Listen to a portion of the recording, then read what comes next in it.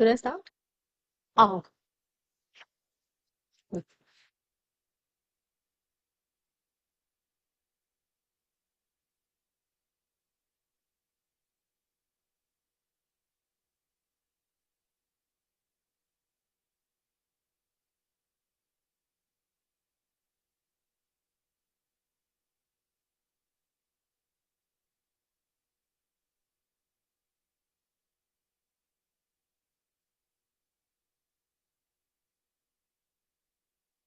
Good morning, everyone, and welcome to session 6. This session today will address the need for mobilizing investments in cross-border electricity trade in South Asia, which can help the region utilize its vast energy resources, overcome challenges in investments and technologies, and meet the growing energy demand. Private sector involvement and multilateral financing institutions can play a crucial role in accelerating the energy investment process in the region.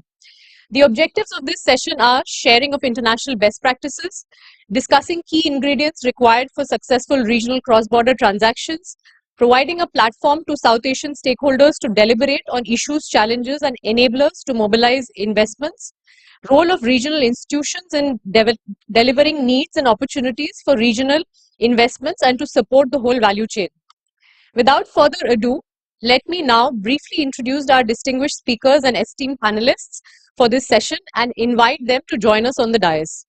Let me begin with Mr. Shankar Khagi, Environment and Energy Specialist, USAID Nepal. Mr. Khagi, can you kindly join us? Mr. A.K. Rajput, Member Power Systems, Central Electricity Authority, Government of India. Welcome, sir. Monali Zia Hazra, Regional Energy and Clean Energy Specialist and Mission Environment Officer at the Indo-Pacific Office, USAID India. Gasho Chiang Rinzin, MD, Druk Green Park Corporation, Bhutan.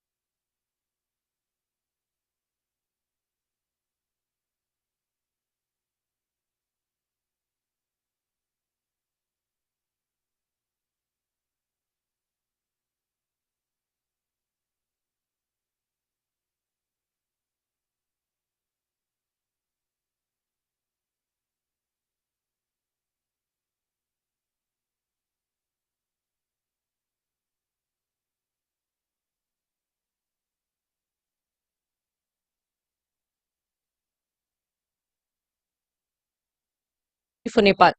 Mr. Khagi. Thank you, Namrata, and good morning to all. Welcome to this session.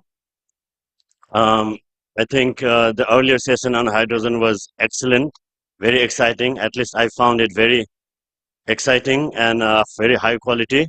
And I look forward to this session to be equally or higher.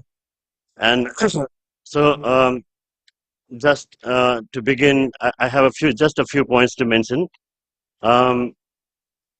Just to again, like we have heard that this region, the South Asia region, is one of the very populous region of the world. We are around 2 billion people now in this region. And we have a huge need of power, energy for our homes and for our growing economy. And we heard yesterday that India has a target of installing a capacity. India alone has of over 800 gigawatts by 2030. So earlier in the earlier session, Kritika mentioned that. So one of the ways to go forward for hydrogen is also interconnections. But interconnections is, I think, a cheaper way. Um, so meeting the demand of this growing region, this population is a challenge, and that too because we intend to do it through clean energy resources. But I want to make a point that our region has is endowed with these clean energy resources. Um, we have high solar resources, somewhere around over 1200, I think, 1200 gigawatt of wind energy potential, about 1000 gigawatts of solar energy, and about 350 gigawatts of hydro energy. And the the complementary thing is that these are located in different countries. And so if we are able to develop these interconnections, these could be really complementary. So, however, just to take a step back, because we looked at future in the early session, I think we first need to invest in the generation of these clean energy resources. Uh, and then we need interconnections, cross-border interconnections. And even for that, the financing is not easy. Investment is not coming easily. Um, as we are, even in Nepal, we are seeing that, in the last few years, like last 5 years, we have seen a high growth of generation. Now we are in the last 2 years, we have a surplus, in wet season, during wet season, and we are able to enter the Indian market selling that energy. But we are looking forward to producing more. Maybe in the next 3 years, we will have enough power generation to cover our dry season need also, and then we will be fully a net exporting country in Nepal. So, which means like about we need an infrastructure interconnections ready within the next 3 years to be able to export somewhere around 3,000 megawatts of power. We have currently one interconnection, 400 kV connections that can be utilized for 1,000 megawatts, and we are lining up uh, a couple of more, but our plan is to have like 5, 6 interconnections with India. And for that, we need financing and investment. Um, so discussions are ongoing with India and also with Bangladesh to have more interconnections. And not only India Nepal interconnections are important, Bangladesh India interconnections is equally important, because uh, negotiations are going on with Bangladesh as well, Bangladesh, Nepal, India power trade, and we are looking forward to some good news in the coming couple of months. Um, and India Sri Lanka interconnections discussions are long awaited. The development is long awaited, and hopefully they will also advance on that. But USAID Nepal, as I work for USAID Nepal, we have been working with the stakeholders in Nepal to improve Nepal's energy sector. So we have been helping Nepal in developing its enabling environment through policy support, through project development, and incentivizing renewable energy development. So that has brought some fruits, and there is some positive environment in Nepal. Very looking forward to uh, you know very optimistically we are looking forward to our energy sector growth of energy sector in Nepal. And so supporting our efforts, last month in April, USAID South Asia Regional Energy Program, this program that is hosting this conference, um, that was in Nepal to launch a South Asia Forum on Energy Investment, a strategy paper that is looking forward to bring together investors for South Asia region, and that was launched by our Honorable Prime Minister of Nepal during the Power Summit held in Kathmandu. So with that, I'm delighted to welcome all the distinguished delegates, speakers, that have joined us today. I'm looking forward to a productive session and learning a lot. Thank you.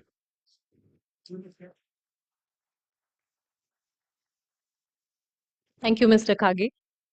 May I now request Mr. A.K. Rajput, Member Power Systems CA, to deliver his expert remarks. Mr. Rajput, as a veteran of the power sector in India, has been instrumental in promotion of e-mobility, hydrogen economy, renewable energy, renewable technology, RE integration, and many other areas. He has immensely contributed in the formulation of the Deen Dayal Upadhyay Gram Jyoti Yojana as well. Sir, over to you.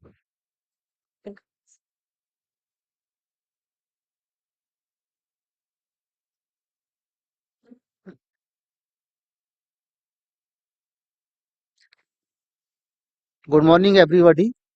My fellow panelists on the dais, respected audience here. Of course, they are much learned as compared to me. I will be just sharing whatsoever I have learned out of such deliberations and by way of my working experience. As far as CEA is concerned, we are basically into the policy making, technical body, technology induction, technology innovation, as well as the research and development in the power sector. So that is our domain. Within that domain, we also have to think of the energy security in general and particular focus on the power sector. So let me start my talk from here that the demand for power is growing in the region.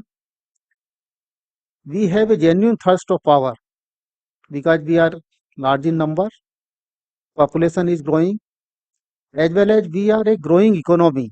All of us, we are a growing economy, and the ray of hope, the ray of light with us is that we are also bestowed with various generating resources of diverse nature. We have diverse season as well. So demands are seasonal, generation are also seasonal, but there is a diversity among different countries, and that helps both the countries, all the countries together, which are interconnected through different level of interconnections. First of all, it is very much important that having only the generation resources is not enough. We have to have the strong interconnections as well. And that is the basic theme of this particular session also. So for developing the transmission system, we are lucky that we are having the transmission technology available, particularly in India, insofar as India is concerned in particular. We are in a position to help build up and develop the transmission system in terms of the material, in terms of the skills, and in terms of the technology also. We are ready to support all our neighbors in this particular direction. Since the demand is a universal phenomena, as far as the power demand will continue, there will be natural attraction of the investors. The investment will be attracted to the sector. In case of India, the strong grid exists. We have one nation, one grid, and we are operating very stably at a frequency of 50 hertz. Our neighboring countries are also having the frequencies of 50 hertz. So there is no problem in synchronously connecting the neighbors. There are HVDC ties also, particularly from the Bangladesh side and between the India. And furthermore, such ties, depending on the case-to-case basis, basically every time we talk of any interconnection, we have to think of that what type of the power transfer will take place, what type of the terrain is there, how much is the quantum, and what type of the network configuration should exist. That decides the network configuration and the structure. As far as opportunities are concerned, there are various opportunities for interconnections at different voltage levels. So depending on the system requirement, depending on the geographical requirement, we can have the long lines as well as we can have the short lines also. But from a long-term perspective, we should have the well-defined, well-planned, the strong transmission lines covering whole of the area. One such example is the line from India to Bangladesh and again to India. That will provide the more reliability to the system, and that will be a strong link, one of the strong link and the more reliable link we should think of, and we should develop it as soon as possible. So interconnection inter-country interconnections are technically compatible and they have the good coordination mechanism in place as far as system operation is concerned. System operation requires certain background, certain preparations, like we should follow the scheduling and forecasting mechanism, and the DSM rules should also be followed. DSM mechanism in India has proved to be very useful, and for the stable system operation of the region, which will be a larger part of the grid, India already has a robust and large part of the grid, so that will also help. So these type of the mechanism should be developed and they should be planned in advance from a long-term view. So advanced planning is required as well as coordination is required when the operational aspect comes. And for that, we have to mobilize also the resources in time. In some of the countries, we understand that mobilization of resources is a difficult task, maybe because of the geographical reach and maybe because of the weather conditions. Sometimes in the rainy seasons, the working months are very less. That also need to be considered. Along with various advantages of the interconnection, there are lot of operational challenges also. Just to mention one of the operational challenge, the fault at any point in a large grid, if it is not properly isolated in time, in well-defined time, it may spread to other places also. But we should not have a fear of it because the transmission system, protection systems are well in place. They are tried and tested. World over also, there are various interconnections, large-scale interconnections, particularly in the European countries and Canada and US. They are working fine. We are also working fine. We are not far behind. But in case of our region, there is a need of strengthening the ties on the political grounds, on the social grounds, as well as in terms of the electrical connections. So these long lines, these robust line will further strengthen our ties with our neighbors. As long as there is demand for power, the business opportunities exist, and those business opportunities provides the various business models which have to come in place. A single business model may not be sufficient. There may be various type of the business models depending on the power scenario, the power potential, and the demand pattern. There are certain obvious advantages of the interconnections: management of the peak load, sharing of the resources, diversity, utilizing this particular diversity for meeting the demand, inertia needs of the system, reactive power management in a better way, optimal use of the new and old plants. So old plants which are inefficient, they should run only during the peak time, and that philosophy we are using in India. Optimization of the water resources, that is one of the effective way of water management, because water is in scarcity in a sense. It's also a fuel and it's also a resource, it's a natural resource. Economical operation of the system is guaranteed if we have the proper interconnections and network reconfiguration. Overloading in the systems can be avoided depending on the operating patterns. Lesser requirement of spinning reserves will also be there. There will be flexibility in location of the thermal power stations as well as the other generating power stations. We can have the pump storage facility as insofar as storage aspects are concerned. Batteries are also the solution, but they are for the on the shorter term. Since we are rich in hydro resources, particularly our two neighbors are very rich in hydro resources, it is better that we utilize our hydro resources to the fullest extent. All the three components, generation, transmission, and distribution system, should be robust enough to ensure the security of supply, and more important is the desired quantity and quality of the supply, because the world is going towards digital economy. Digital economy requires a security of supply as well as a quality of supply. Cross-border grid interconnection can be implemented through either there could be special purpose vehicles for a respective territory, or the respective country by themselves can construct the line with their own resources. They share the resources in that. Another option of attracting the investment could be design, build, finance, and operate. And complete transmission system be designed and developed on this system, on this basis. Any other option can also be exercised. There is no bar, no binding that only these three options which I described should be followed. There could be special schemes, there could be special agreements also among the countries. As far as funding is concerned, the equity, participation by the utilities, loan and assistance from different institutions, a combination of the above, or any other option can be thought of. But all should be on a long-term basis, and they should prove to be economical. They should not prove to be a burden to each and every country. Further, if I proceed further, then cross-border transactions. For the cross-border transactions, when the system is in place and the power is being generated, a framework, a well-defined framework should be there. Like the BIMSTEC and SAREP frameworks are already there. They are the written documents, and based on that framework, there is a conformity of the transactions and conformity and the firmness of the transactions, and it builds up a confidence, better confidence and the trust among the stakeholders. We in India have the guidelines for import and export of the cross-border transactions that is helping, and that gives a way, a very robust way and a very transparent way, and we don't have any problem to this. And this is being followed and is acceptable to other neighbors also. There should be procedure for facilitating the import and export, and in India it is done through the designated authority. And over and above that, there are CERC, our Central Electricity Regulatory Commissions are there. They have framed the regulations that build us more confidence among the stakeholders.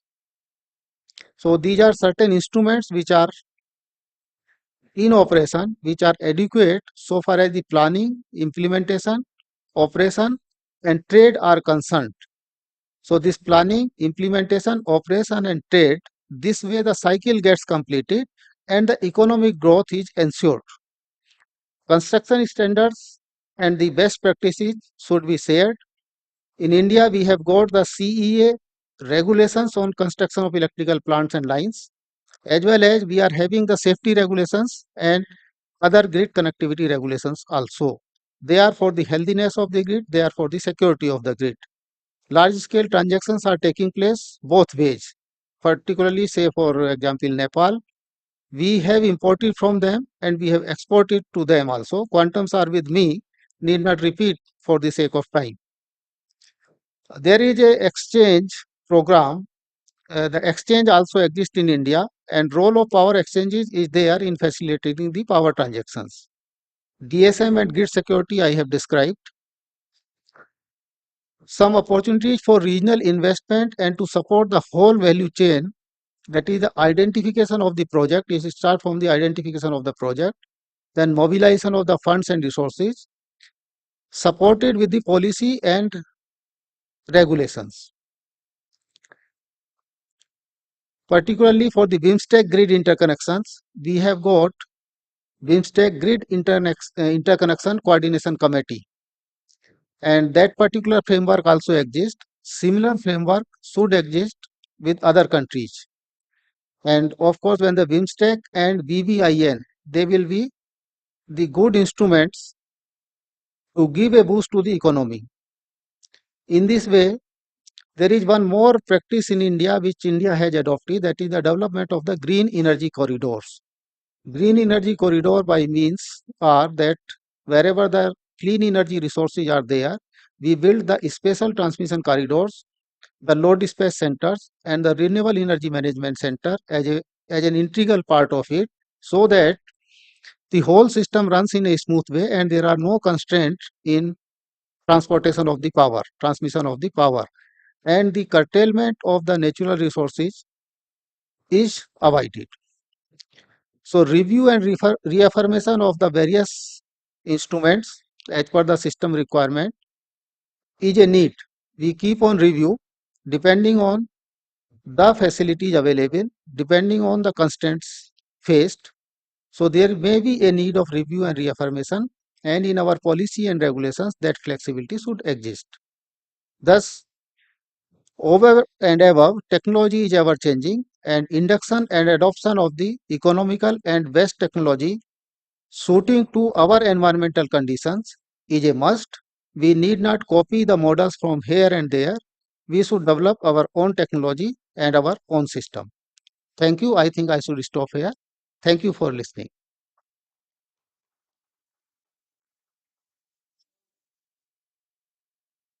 Thank you so much, Mr. Rajput, for your deep insights into the technical, commercial, institutional, and policy enablers for facilitating greater regional interconnectivity. With this, I'll request my colleague Rajiv to deliver the brief theme presentation for this session. Rajiv. Thank you, dignitary on the dais and the friends and colleagues. I will make a very short presentation. Hope to make some points. I will speak through certain data just to make some points. Hope it will add to the context of the discussion. Uh, First, I'll speak about we as a region, what is our macroeconomic situation as we talk about the investments. So, if you look at, it won't be wrong to say that we are actually the fastest growing economy in the world, and often we have grown at the rate of 6%, and the projections of future also talks about the 6%. However, this growth does not translate into a lot of trade inside the region, and as a region, we trade very less among each other, and our intra-regional trade share is very less as compared to other region of the globe. How we as a region attractive to the rest of the world? Well, in terms of FDIs, we have improved our FDI profile in the recent years. But however, in the 2020, we have around 70 billion US dollars of FDI inflows to the region. But then the FDI into the region declined roughly close to 20 billion US dollars. So we have seen decline in the FDIs to the region. Nevertheless, the region is home to some of the top 10 countries who receives the top 10 FDIs, and India is also one of the countries, and it ranks around seventh as a country among the top FDIs that we receive as a part of this region. In terms of the very broad scenarios, a lot of these points has been already discussed. But the point I would like to highlight is that the region power sector is continue to be dominated by the fossil energies. Therefore, there is a need for very deep decarbonization. Even the peak demands, which may increase to something around 800 gigawatts.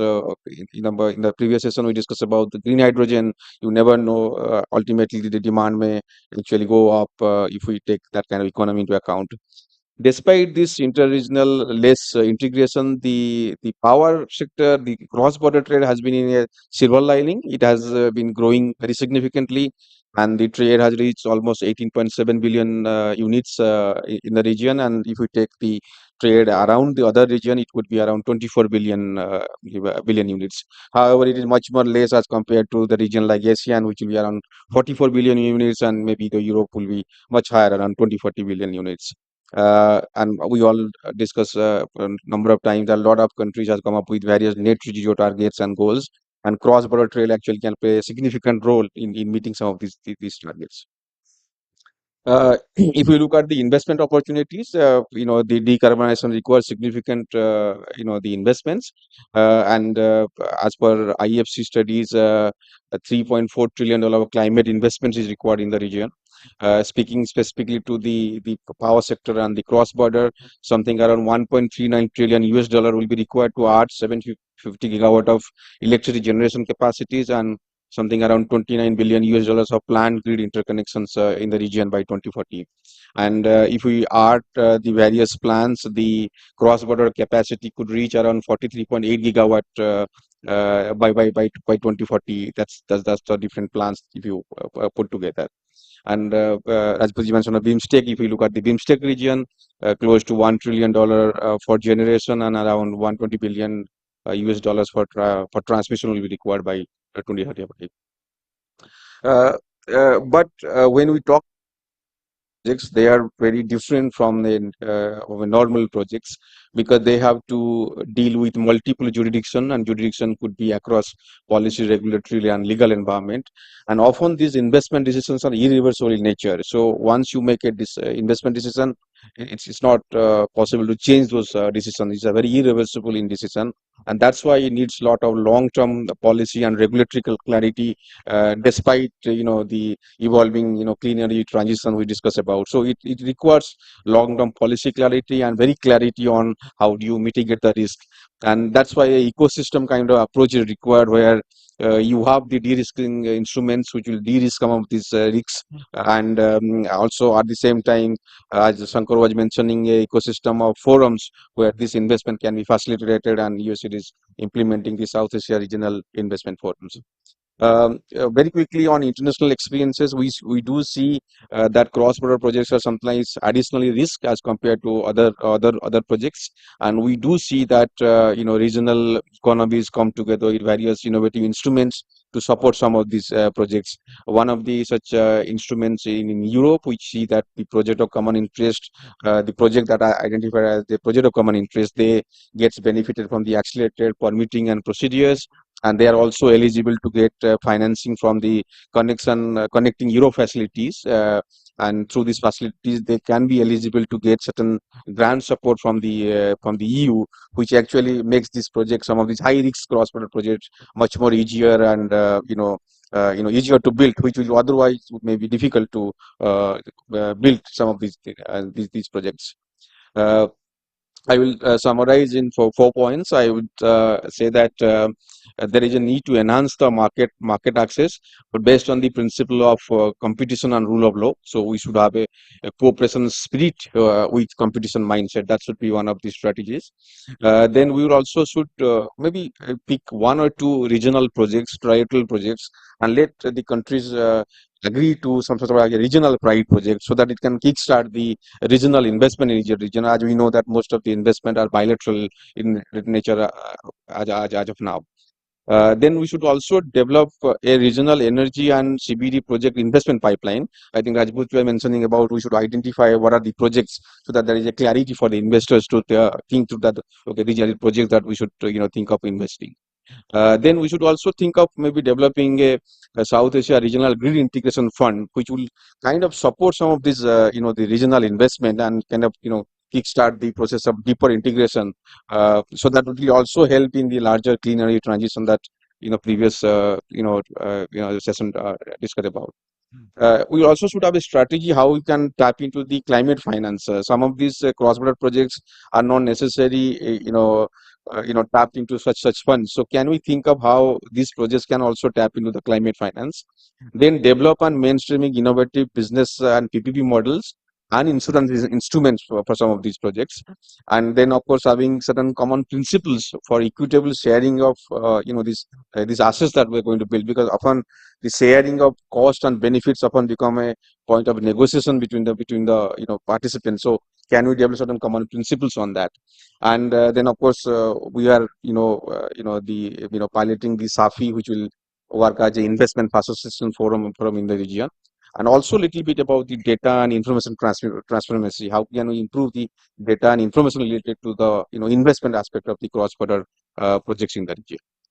So that's all. I will conclude my presentation with this. Thank you.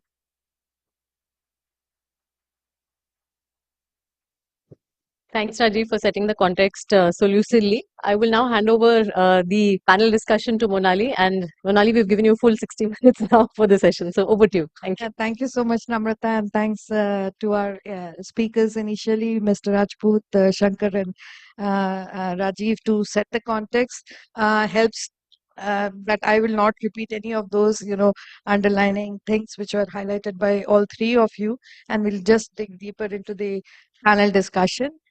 We have a panel of 6 very eminent personalities, and we will just do 2 rounds of question, and if we can limit to 3 minutes each, then we will have enough time for some question answers from the audience as well.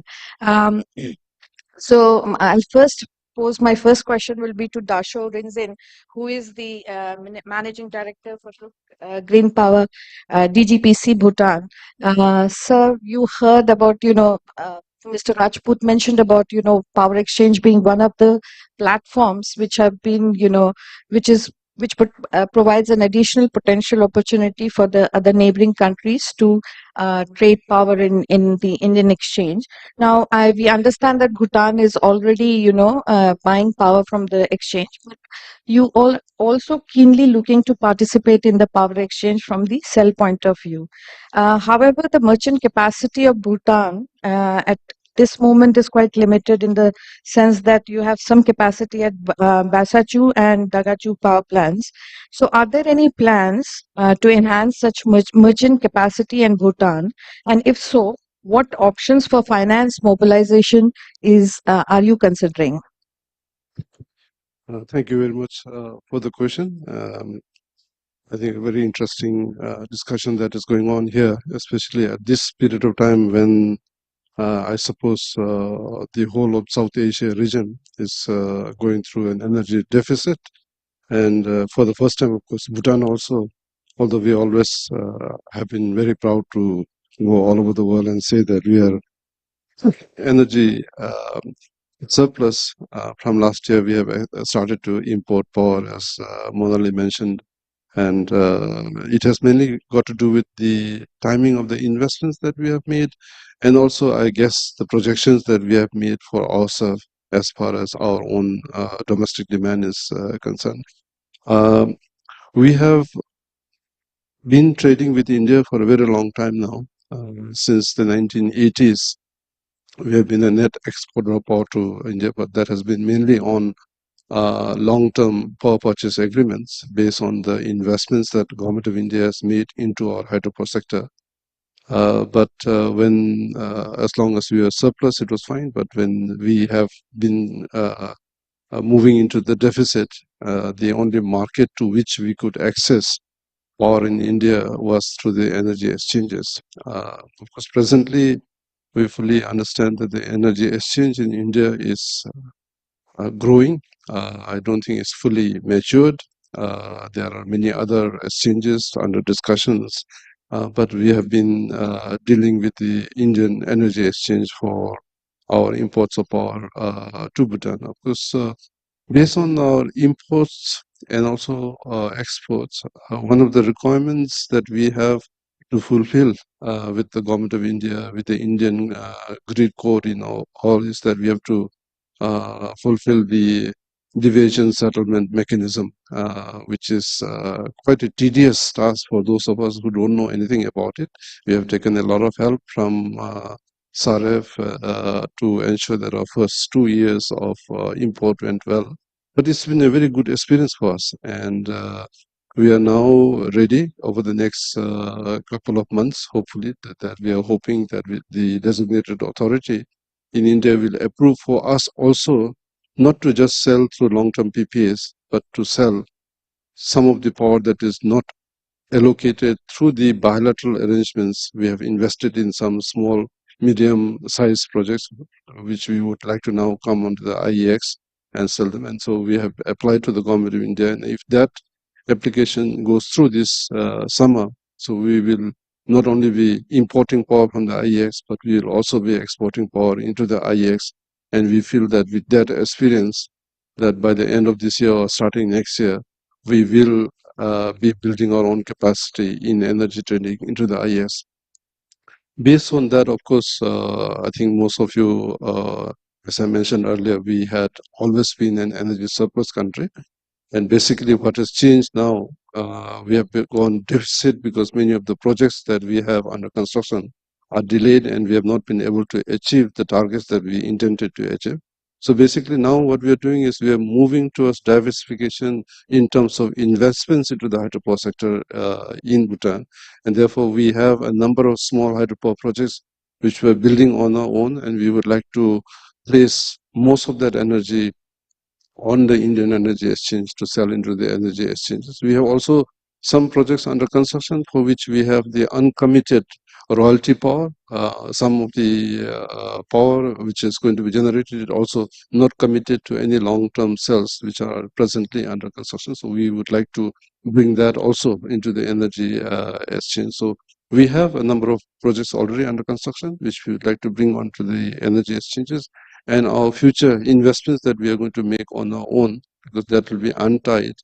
One of the more interesting things about the IEX is that we are trying to convince the investors as well as the banks that you need not necessarily from here on in insist on long-term power purchase agreements for you to make investments into the hydropower sector. We know very well, as our friend from CA mentioned, that India needs to diversify the energy resources as it invests more and more into solar and wind. And we find that Nepal and Bhutan do sit on huge quantum of hydro resources. And if you can generate electricity from the hydro resources, there is a market for us to sell into the energy market. So there is a convincing going on at the present time, and we hope the bankers and the investors will come around in allowing us to invest by using the capabilities to sell into the Indian energy exchanges for us to get the investments coming in. That's one of the things that we're looking at. But more broadly, that we're looking at now is, as our friend from Nepal and India were both mentioning, about the regional trade. Bangladesh as a market for us. If that is going to come, then maybe in future Bangladesh, Bhutan, India, Nepal could immediately form an energy transacting group, which is not having it happening at the present time. At the present time, almost entirely everything is on a bilateral basis. India buys from us, we buy from India. India sells to Bangladesh. Nepal sells to Bangladesh and buys from no, India, and India sells to Nepal. And therefore, it's all bilateral at the present time. We are hoping that the regional energy market will open up, and hopefully, as we look into the long-term future, there will be a regional energy market for optimal use of our resources, as well as to get the best pricing mechanism within that market. And therefore, when we look into the future investment plans that we are making for our own hydropower projects, we are looking at this expanding energy markets in the region to enable us to make the investments, and we are also trying to entice our investors to come in economically. One of the interesting things, if I may, is that presently, of course, we are 100% owned by the government. So we have actually a provision in our constitution and in our policies that hydropower is a very important resource for the country. It's a critical resource, and therefore it has to be owned by the government. And therefore, just now, I represent the Green Power Corporation. We are 100% owned by the government. But looking at the emerging markets as we look into the future, there could be changes in the policies, as our friend from India mentioned, that policies are always evolving, mechanisms are evolving. We will also evolve, and we hope that the interaction, not only at the bilateral level, but at the regional level, will be much more intense so that we can work towards more investments into the resources that we have, and we can share the resources, and also we can benefit by the evolving markets in the region. Thank you very much. Thank you so much, Dasho. Some interesting points you brought forward, especially in terms of Bhutan looking at changed or evolving its generation in order to tap into the regional power market. So from the hydro sector, I'll move on to the other clean energy sector, renewable. So I'll move on to Abhishek Ranjan, Senior VP Strategy and Head Utilities at Renew Power. So Renew has been really doing great in terms of large scale solar projects. So I wanted to check with you, or if you could talk a bit about the experience of your company in arranging financing for some of the large megawatt sized energy projects. Thank you, Monali. Rightly said, we are sitting at a capacity operational which is about 8 gigawatt and another 6 gigawatt under construction commissioning phases. I'll talk about a project which is known as RTC1, round the clock 1, which was the RFP was floated and it was successfully conducted by one of the implementing agencies in our country, nodal agencies called SECI, Solar Energy Corporation of India. And that was done last year, and this year we are expecting it to be commissioned by September, October this year. It is going to be commissioned. The construct is like this. It is a PSA or PPA of 400 megawatt and up to 400 megawatt. Obviously, it will vary. And for that 400 megawatt, the 1300 megawatt or 1.3 gigawatt of wind and solar are envisaged to be commissioned across geography. So the 3 Indian states, Karnataka and Maharashtra, each together accounting for 900 megawatt of wind and 400 megawatt of solar in Rajasthan, connected with a 100 megawatt hour battery storage. So the construct was to provide a round-the-clock supply and with a high PLF, so maybe around 70 plus of CUF annual around the year. Now, there were monthly and there were annual CUF compliance requirements for that. That was the early stages of RTC1. Now, this one, we got a stake sale by Mitsui from Japan, and that was announced last year in April. So the idea was like this: since the overall underlying construct had a very strong story in the sense, and also the offtake agreement was through a AA plus rated agency called SECI, which is a Government of India body. The investors had a confidence into the payment security mechanism, B, the implementation certainty. So because the availability of the ISTS connectivity was also certain. So the evacuation, power, payment security, and execution capability. All these things are very, very important, as we know, for any investors to come in. So Mitsui Co came in as a partner for us. 49. So there was a JV, 49% stakes by Mitsui and 51 by Renew Power. So their respective subsidiaries. And this plant is now under active commissioning. So what we learned from this story is, yes, if there is a bankable project, there is no dearth of funding. So the rating of the implementing agency, that is Renew here in this case. B, the offtake guarantee, the risk being taken. Suppose there is no payment from the states, where we have the long-term PPAs. So there is something backup available in form of SECI. Now, apart from this, this is also the beginning of creation of merchant capacity in the market, for example, tradable in the market. So this project is a combo of a long-term PPA plus market capacity, which is available. Now, that surplus capacity also has a 15-minute time block-wise schedule. For example, generation profile. Sorry if I'm going into deep into it. Why? Because these all are very, very important. Once an investor or say, for example, lender, scrutinize the project, he or she goes into the nitty-gritties of it. The beauty of this is like in India, we all know about something called mutual fund. Okay.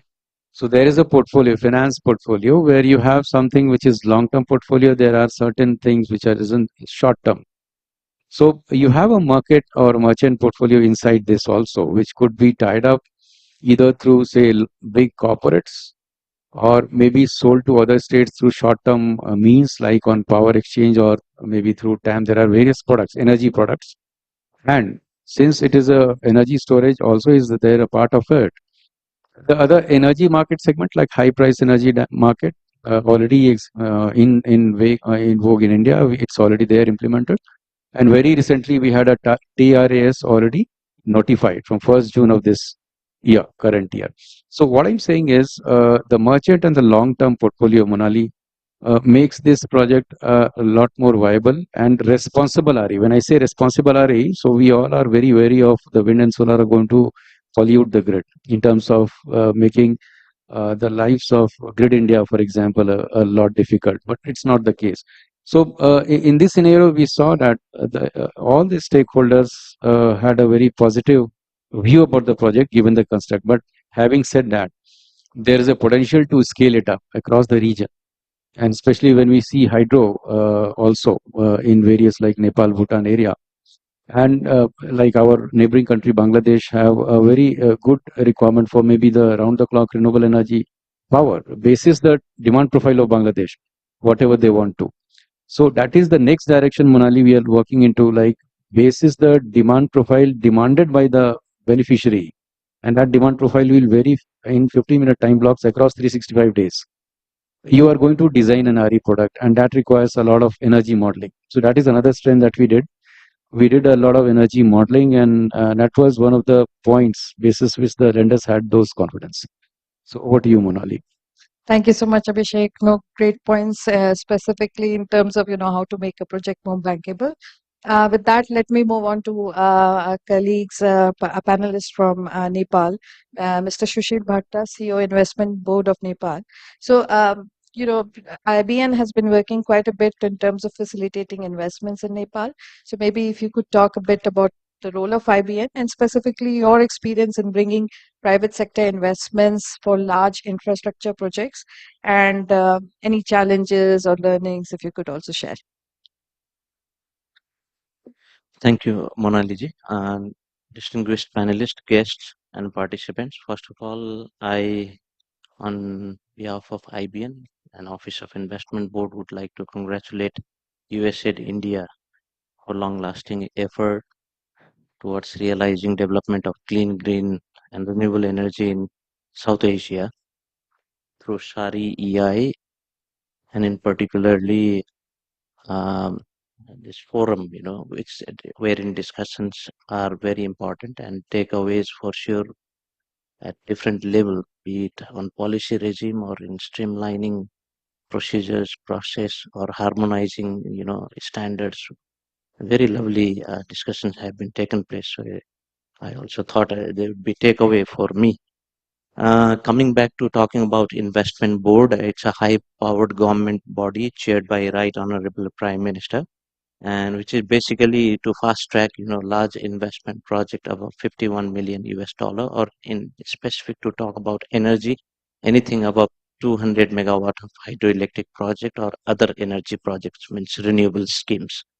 And it does act as one-stop service. And over the period of 11 glorious years of its history, we have been able to put forward projects amounting around 2.75 billion in construction regime. That means the project have achieved financial closure and subsequently financial close and are in construction, and we're doing best effective handholding to realize those projects come into commercial operation before scheduled timelines.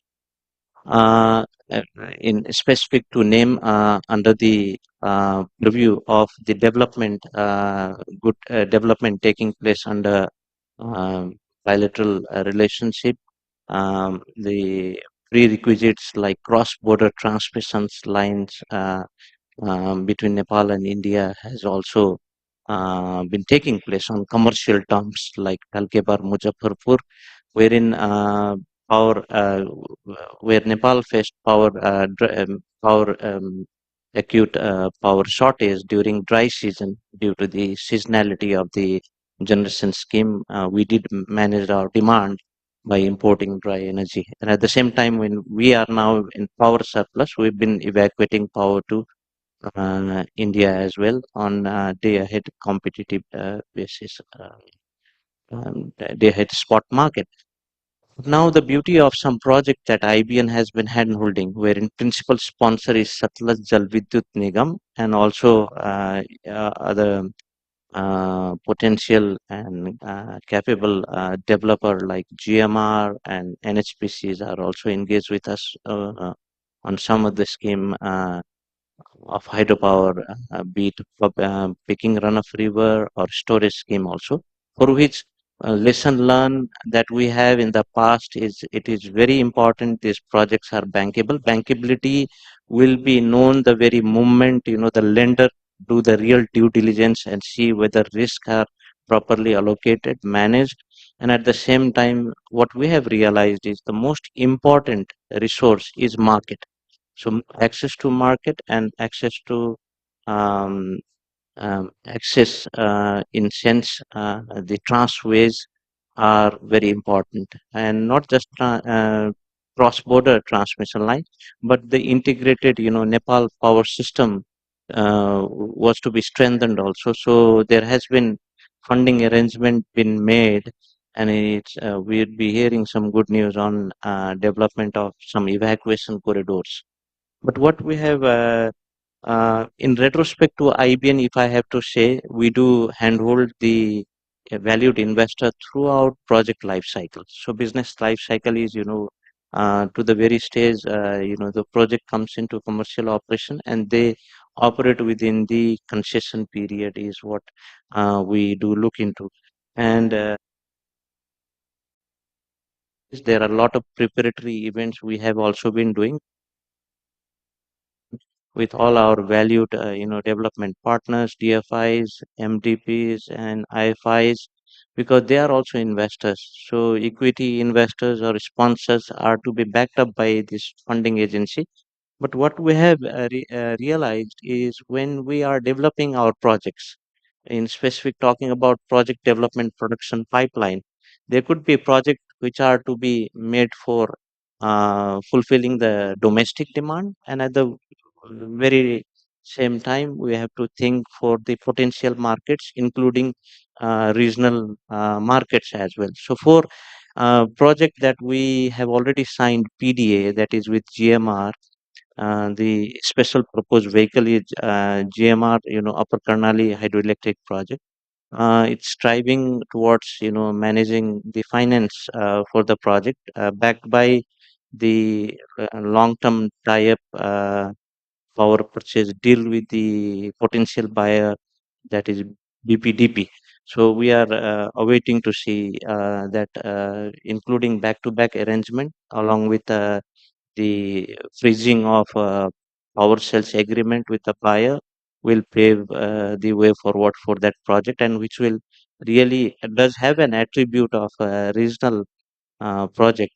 So at the same time, I think when we initiate project, when we conceptualize project, we have to be very clear on the doability of the project and be able to chart out sustainable implementation roadmap, that is master schedule. So this is the lesson learned that IBN has in the past. So when we are now undertaking these projects with the clarity that, you know, um, how fast those projects can be realized, what is the reasonable time required for the developer company to achieve those respective milestones, study phase, negotiation phase, or contracting phase, or even in due diligence with the lenders, and by the time they are ready for real groundbreaking.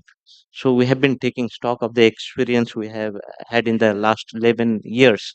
But at the same time, what we have realized, our part of world, we have had lot to do in fast tracking issues. So where we have made a lot of improvements with development of templates, tools, and SOPs, which eases decision maker to do fast decisions. And for now, the good news is the recent board of IBN had approved around 1.5 billion US dollar of FDI, where almost 669 megawatt of hydropower scheme is now ready for a negotiation, and that is what IBN is indulged into. Beside on non-energy sector, I would have to say towards effort for decarbonization. We have mainstream, cement plants with solid to waste heat energy. So these plants were running ordinary Portland cement production is been embedded with solid to waste energy solution of capacity ranging from 5 to 7 megawatt. So this is what I had to say. So overall, we do are working with other potential investors like Korean and also Chinese. So they are also um, coming forward with the and they do are aligned with result-based framework. So we are yet to see how much of progress that would take place on those respective projects. So around 4,000 megawatt of project, basically majorly dominated by clean energy, is aligned into result-based framework. And other challenges what we have faced right now is, the climate change risk. So we do also have a feel that these potential serious investors have an access to global finance on low cost financing to really make project commercially viable, because with this climate change adjustment the prices of the project go up, and even uh, to attain the resiliency to absorb all natural shocks, I think the safety features have to be added. In that very case, um, the normal market available rate of interest would not make project viable. So that is where I think global financing institutions should be able to give sort of subsidy or other aspect of instrument like viable gap lending and all should come into picture. I think I'll limit to this right now. Thank you, Manali.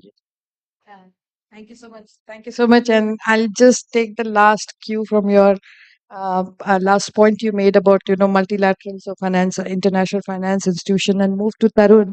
Tarun, the question to you is: what role do you see for multilateral agencies in mobilizing finances for such large megawatt size project, and specifically from the regional perspective. So over to you. Thanks, Monali. Firstly, I like to really congratulate CEA, DGPC, and IBN for the great, though few, but the great successes we have had on regional power trade over the last 20 years. I mean, there are examples, there are successful examples of power trading between Nepal, India, Bangladesh, India, projects being looked at for exports to Bangladesh. So I think it's all a step in the right direction. So, I mean, a huge congratulations to the three entities and the role that they have played over the last 2 decades in trying to make this happen. Also, a huge vote of thanks to USAID for essentially and relentlessly being at this for the last 2 decades in various forms and avatars and various platforms. I think it's been, absolutely commendable in terms of the efforts that you have made in trying to integrate these markets over the last, so many years. I think we are at a very good inflection point in terms of uh, trying to take this to the next level. You know, taking a few successes and extrapolating them and building on these to have many more projects which can be talked about. I mean, Rajiv very rightly talked about, the huge investment opportunities and, uh, you know, in terms of the concerns expressed by the colleague from IBN in terms of need for viability gap and need for competitive financing. I think there is a need definitely for multilaterals to continue playing a role and to play a much larger role going ahead. Uh, you know, I mean, these cross border projects have geopolitics attached to it. The risk perception, therefore, is higher as compared to a conventional project. And the only way to address that heightened risk perception is by getting dollops of money out on the table. Uh, we are aware of what's happening globally. The rates have gone up and very evidently manifested in one of the graphs you showed in terms of the FDI flows really coming down. So, what does that mean? That as a region, we either have to find investors within the region or we have to necessarily get investors from outside, but whose expectations of returns would now be higher. Now, if that is the case, we definitely have to look at specific solutions, whether it's through concessional funds, blended funds, some kind of viability gap support on a few projects which needs to be tested and the risk perception needs to be brought down. So as multilaterals from IFC, our objective is to crowd in private capital on projects. We have been doing that relentlessly for several decades now. The closest example I can think of is the CASA 1000 project, which is the Central Asia, South Asia 1000-kilometer transmission line, which imports hydropower from Kyrgyzstan and Tajikistan and brings it to Afghanistan and Pakistan. So, and we have been involved in many more such regional projects. These projects take time, and each project needs to be really supported with all kind of tools and instruments available. I have my colleague Jay from MEGA, who is also a sister institution of World Bank, like IFC, and I think together we can really play a great role in this endeavor. Thanks. Thank you so much. And yes, we will will definitely go to Kwan also subsequently. But before that, I'll quick question to Arjun ji, Arjun Kumar Gautam, CEO HIDCL. So we did hear about IBN's perspective in terms of how they have facilitated, investments. Our question to you was in what has been HIDCL's experience in terms of again facilitating private sector investments with the focus of only the hydro sector. So what has been the challenges, and if you could speak about that, and then we'll go to Kwan. Okay, thank you, Malan, for the very relevant question for me. First of all, in Nepal, private sectors investors, in particularly the generation of the hydropower, are the key player of the hydropower generation. And out of the total installed capacity, their contribution is the more than 50%. And in Nepal, we popularly call that group is the IPPs. I mean the independent power producers. On the other hand, the HIDCL is the government undertaking established for financing in the hydropower sector. In the renewable energy sector. And its theme is financing for renewable energy. And till date, during the last 1 decade, we have made the investment into the more than 25 hydropower generation projects, one cross-border transmission project, and other three consulting and other type of the companies which are directly related with the hydropower component. So out of the 25 hydropower generation project, almost all are from the private sector. So in this context, the HIDCL is a good partner of the IPPs to finance in the generation of the hydropower project in Nepal. And we finance by two ways. One is the equity investment in the project, and the second is the debt instruments. And regarding the debt instrument, we have already made the investment into the 16 plus hydropower project, and in equity we have made the investment in the 8 plus hydropower projects. And out of them, 20 more projects, 20 plus projects are from the IPPs. And the second thing is that we have made the investment in the cross-border transmission line. Like you can take the example of the Dhalkevar Mujawar hydropower transmission project. We are the financer of that project, and that is under the joint venture of the government undertaking of India and Nepal. So in this way, we want to be a good financing partner of not only the private sector, but also the government sector, as well as the international financing partners. And regarding the challenges to the HIDCL to be a partnership or collaboration with the other developer or the financer, we are facing the one challenge, as the Bhatta sir rightly highlighted, that the mobilizing the financing resources with the affordable cost. That is a challenges for the HIDCL to promote the financing in the different component of the renewable energy sector. That is our challenge. Thank you. Thank you so much. And thank you so much to bring in the finances perspective also in the conversation. So with that, let me also move on to Jay or Kwan. I'm sorry, I'm calling you Kwan, but Jay, I mean, Tarun brought about some facts, but if you could talk about what MEGA does, and then also specifically, we heard from the presentation and also from the projects that cross-border power trade projects or regional projects have much more additional risk. So if you could, I'm just clubbing two questions together just in the interest of time. So what are the different financial instruments in order to mitigate the risk? And, if you could talk also about that, that would be great. Over to you.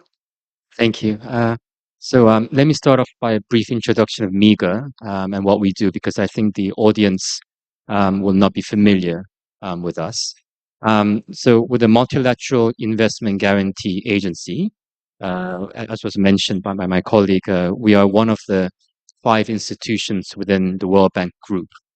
And we're not a financier, we're a guarantee provider established in 1988, when there was a realization that there was so much money in the world that wasn't being invested into developing countries. One of the big impediments to that was the country risk. You can be calling it credit risk or political risk, but just overall, the investors were wary of investing in countries that they were not familiar with. So they established us to sit in the middle between the investors and countries to take away that country risk for the investors so that they can concentrate on the commercial risks in the country. And I'm happy to say that we established our first office in India 6 months ago. It goes to show our institutions trust in India's growth story, but also South Asia in general. So what are the guarantees that we provide? So we have risk guarantees, which basically take away certain country risks from projects, and that includes the breach of contract. So whenever there's a PPA, let's say, with a government entity or a power utility, and if the entity reneges on their obligations, then we will compensate the investor. And other risks include expropriation, the transfer restriction, currency inconvertibility, and political violence. So these are the kind of risks that I think was also mentioned in the slides that we just saw as country risks. We also take credit risk. So we provide a 95% credit risk for lenders to invest into projects. And this is quite powerful because it gives capital relief to commercial banks, allowing them to lend longer term with attractive rates under the Basel regime. So in terms of the cross-border aspect, I think everyone here knows how difficult it is to develop a power project, let's say, in one country, much less cross-border project. So one example that we supported of cross-border aspect was I'm sure you know this, Namtun 2, which was a huge hydropower project in Laos, exporting power to Thailand, EGAT of Thailand. And here we supported through our country risk cover a commercial lender and the equity sponsor, mainly for the risks of breach of contract and transfer restriction. And here, in addition to the usual contracts that you can see, the power purchase agreement, concession agreement, there was an overarching government undertaking, which is crucial in closing this transaction because of this cross-border aspect. And there, the investors really wanted a breach of contract for this. Okay, I'll stop there. Thank you. Thank you so much. I saw that the clock resetted itself and got down to 10 minutes or so. So quickly, one question to each of you, and I wanted to also give a chance to Shankar and Rajputji. So just a 1 minute response. I know we had few sets of questions, but unfortunately time is not there. And maybe we can start with Abhishek and go this way. So Abhishek, what you can just 1 minute response, and what is that one critical ingredient to make a regional transaction successful? And regional, when I say, it's more from the perspective of cross border, trilateral, and from that perspective. So over to you. Yeah, there would be multiple ingredients. I'll focus on one. So the product which is bankable is the most important fact which is going to be there. So when you talk about a product, a power product, or maybe a carbon product or a bundled product, it has to pass the muster through a data analysis, data-backed analysis. So and I believe that robust energy modeling and deep diving into the details would make the product robust and bankable. Thank you. Kwan, or would you like to take that 1 minute response? Sure. Similar to what Mr. Abhishek said, I think a bankable contractual structure would be my number one priority. But I would add that it's also sustainable, because we have seen where contractual structure is geared towards one side, let's say the government or the investor, the project usually fails after a few years. So I would say a bankable structure that's balanced for the incentives for both the investor and the government. Thank you. Bankable, sustainable, balanced. So Ajay ji, what is What would you add to that list? One, so one critical ingredient in order to make a regional transaction successful, a cross-border transaction. What, in your opinion, is that one essential thing that in order to make a regional project successful? Yeah. One issue. Okay. Top. Okay. I think the top issue in the regional transaction is to fulfill the financing gap. The financing gap is maybe the critical challenges to all over the countries of the South Asian and the other one in the world, because as already mentioned, that in South Asia we have to make the investment of the 1.4 trillion US dollar by 2040 to generate the 750 gigawatt sorry, energy, and for the cost border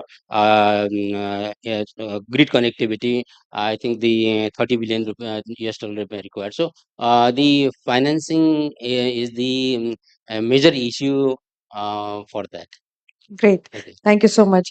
And I'll change the question for the last three speakers, in the sense that you also heard from the presentation that about this facilitation forum, investment forum, where we are trying to connect or bring all the key stakeholders together.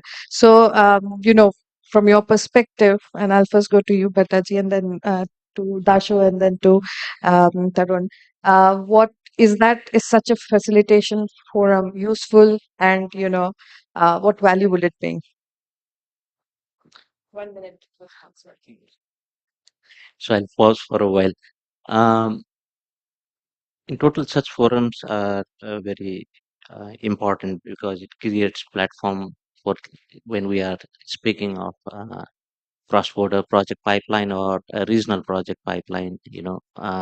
Abiding by principles of project marketing also. There are steps involved where we reach out to our potential investors saying this is project which we have conceptualized, and these are risks that we have foreseen, and these are efforts we are making to see we minimize risk, be it market risk or other associated infrastructure risk or matter pertaining to connectivity or even trading products and all. This is very important. So such forum would somehow lead all uh, concerned stakeholders to come at a place and see that harmonized approach of required policy regime or regulatory regime or even procedural regimes takes place, or even standards are because we do talk of grid codes when we are talking of um, connectivity arrangements, international or interborder connectivities. And beside that, I think these forums also helps us to to reach to a situation wherein the best good practices that are taken place, for example, creating regional project pipeline, the initiative that has been done European Union, so that is one good example. And beside for showcasing events or and very platform for sharing of ideas, knowledge, and success stories, or even the failures or lessons that we have learned from failure of some of the project, be it at solicitation stage or even a project that has reached to a construction, but the difficulties that we have faced. And as I told you, we can foresee a lot of risk where we may not be able to manage also. For example, bluff or these flash flood. So this is where this renewable energy components, hydropower, is been uh, foreseeing a lot of risk. Unforeseen risk can be managed then and there, but foreseeable risk, devising those required instrument. All distinguished panelists have already expressed their views. So this is what I have to say. Thank you, Monali. Thank you so much, Dasha. To you, what would be your opinion of having such a facilitation forum, and would it be useful and helpful in the whole process of making regional projects more successful? Thank you very much. I think especially for small countries like ourselves, although we have excellent bilateral relationships and we do have a lot of discussions I think such forums introduce new ideas as to where you can expand and all those things. And especially today, when you look at ideas like RTC, why only look at RTC with battery? Why not look at hydropower in Bhutan and Nepal as part of your RTC and invest into Bhutan and Nepal for hydropower to be part of the RTC?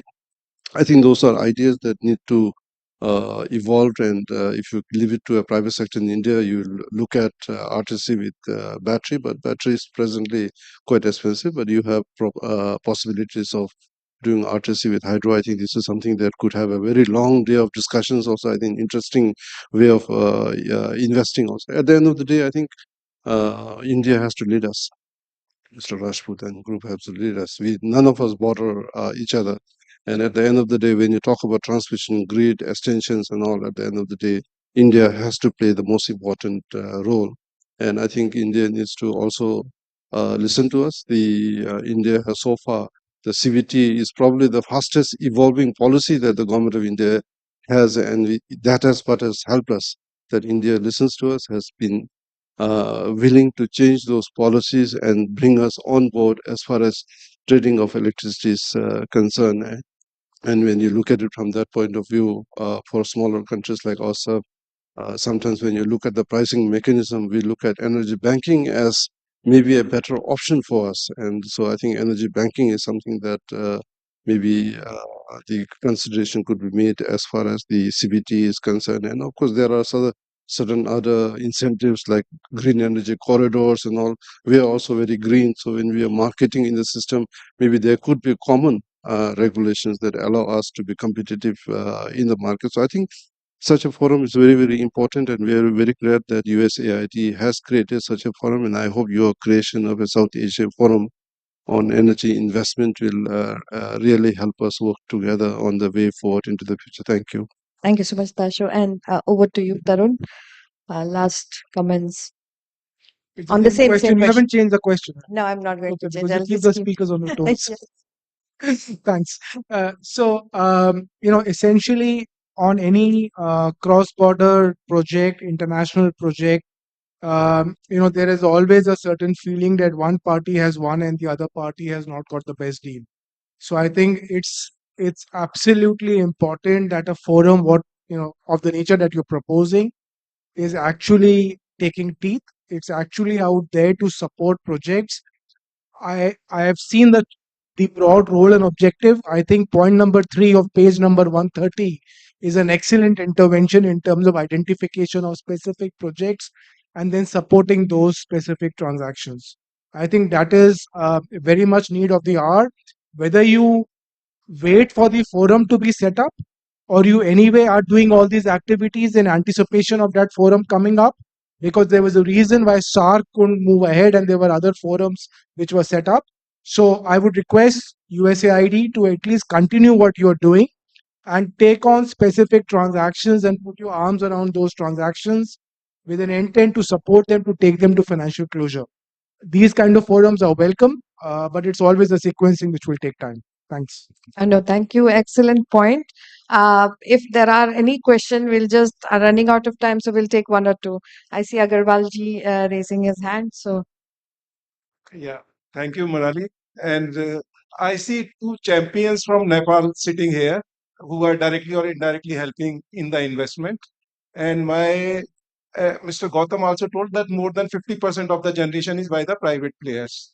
So my query or the question is, in order to ensure that the investment what has been made by them in the generation that is not stranded, whether some thoughts are there in the Nepal to bring in transmission also in the private sector, because right now I understand everything is done by the NEA. In India also we passed through that phase, and by getting some investment private etc., we can expedite the transmission also. It does not remain a bottleneck.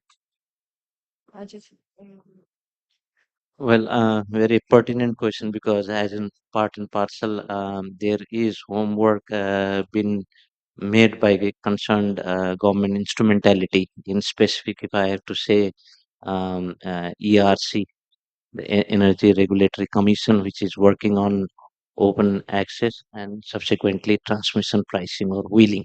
The moment that is done, I think we'd be in a very position to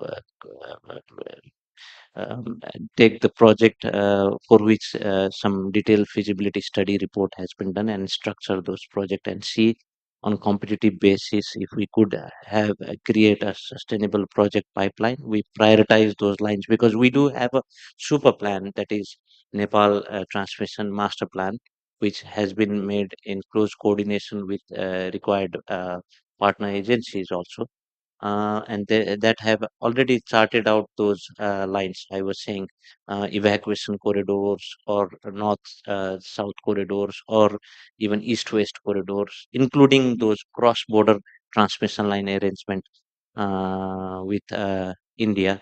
Those are moving on a very good direction. Those bilateral meetings have already identified projects which are on planning regime and some are venturing towards construction regime.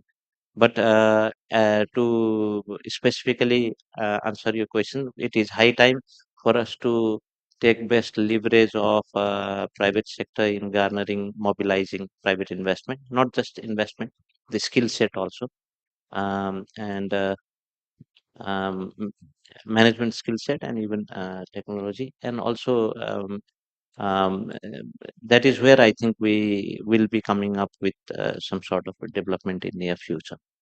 Thank And some private sector have already been given license to evacuate power from their yard to nearest substations. So this has already been practiced, but this component is integrated in the generation portion of the project. Great. I think if there are any other questions, you can catch the panelists during the lunch hour. Before concluding, just last minute comments opportunity for Shankar and then Rajput ji to make comments. I'm sorry, will just take 5 more minutes. So, I think responding to Agarwalji's question, I think apart from ERC, NEA is also doing homework because the need for investment on Nepal's transmission lines and distribution strengthening is really high. So there is homework going on. I think they haven't come out yet, but that's I think the next step. Transmission is the next step for private sector investment coming up in Nepal.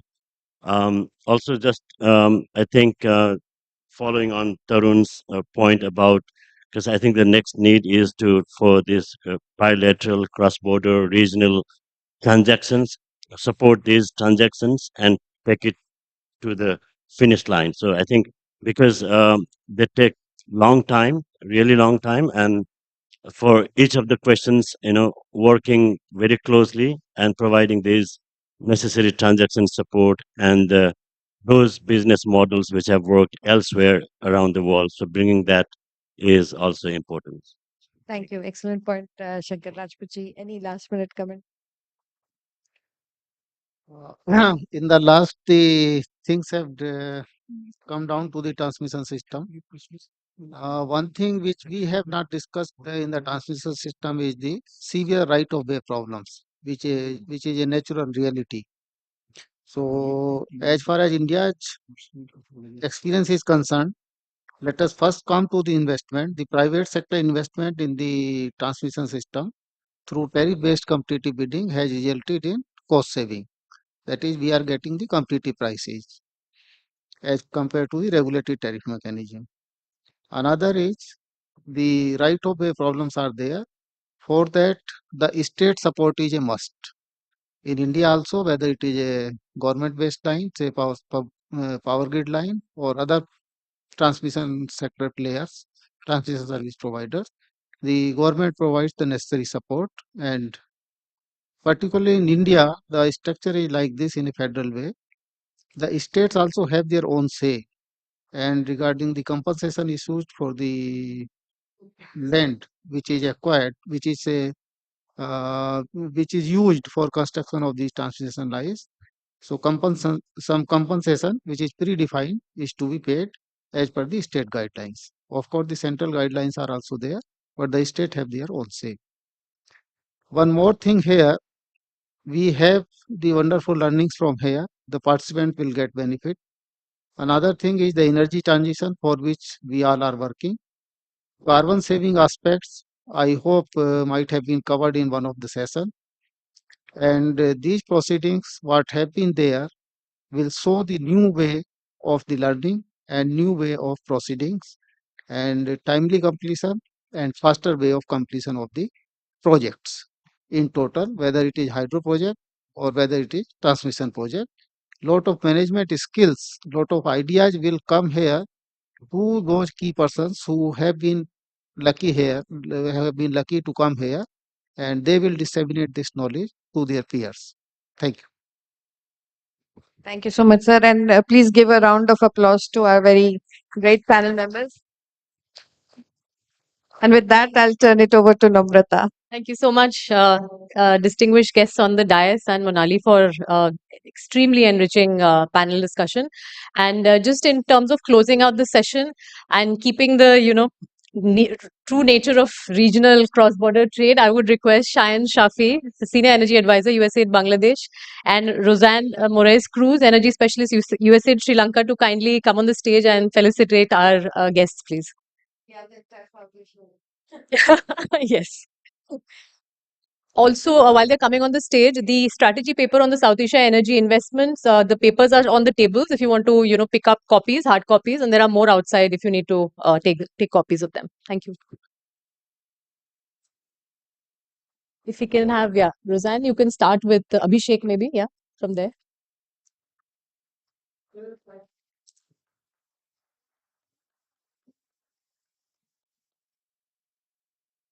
Jay, Thank you so much. We have Mr. Gautam.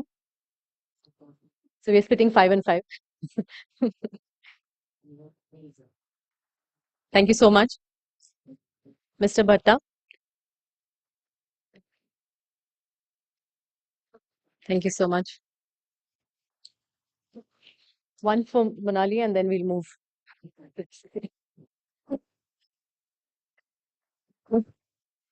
Thank you, Roseanne. May I request Shayan to hand over our memento to Mr. Rajput. So thank you so much for coming.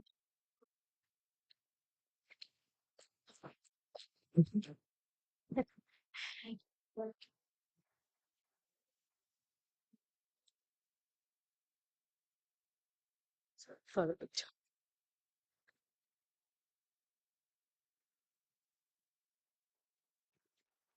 Thank you. Dasha Rinzin. Thank you so much.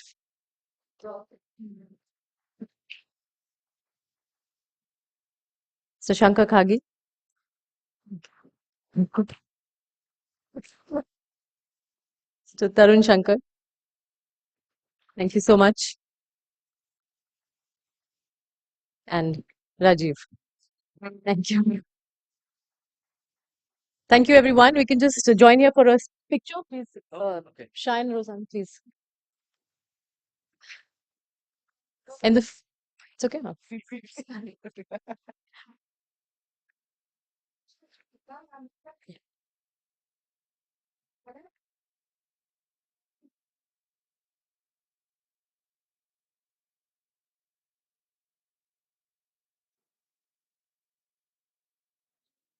Thank you so much, everyone. We have lunch waiting for you outside, and we'll see you back at 1:30 in this room. Thank you so much.